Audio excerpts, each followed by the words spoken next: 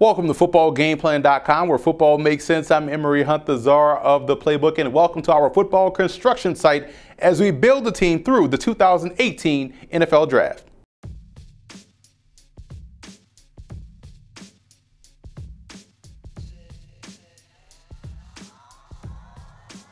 You always hear others say that this particular draft is weak, or wait until next year to take this particular position, or the draft is an inexact science. Well, we at Football Game Plan believe that all three of those statements are huge myths, and we are here to show you why, as we will infuse talent onto each NFL team to make them better.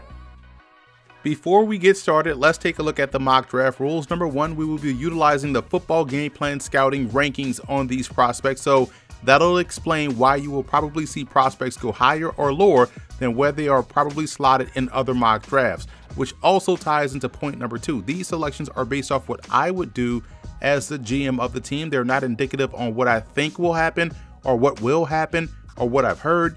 They're simply based off what I would do as a GM based off what I personally believe the team needs are. And finally, it's only a mock draft, so just sit back, relax, and enjoy the video. To check out the full grades on all of these prospects and the other 532 players that we've graded for the 2018 NFL Draft, feel free to check out the website below. The Jacksonville Jaguars were one win away from the Super Bowl last season, and they got to that game with a very young team that's only going to get better and better. They have a chance in 2018 to continue to build on an already strong foundation. Picking late in round one, I chose quarterback Josh Allen out of Wyoming. Do I think Allen is great? No. Do I think he's terrible? No. Do I think he has work-withable skills? Absolutely. With the extension tended to Blake Bortles, this gives the Jags coaching staff some time to work with Allen before turning the squad over to him in the future.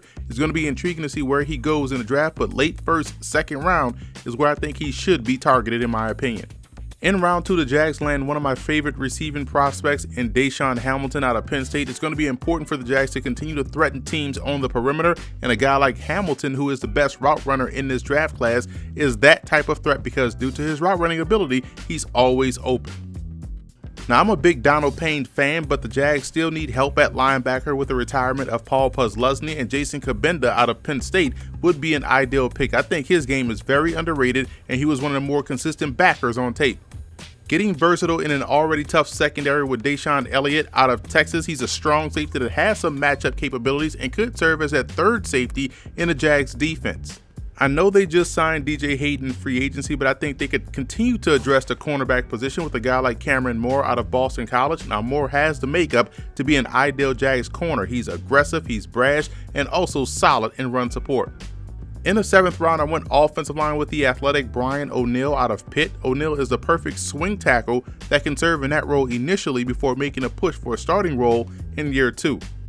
And finally, BJ Hill of North Carolina State just continues to make this Jags team even tougher along the defensive line. He could be a good rotational piece to add to the mix.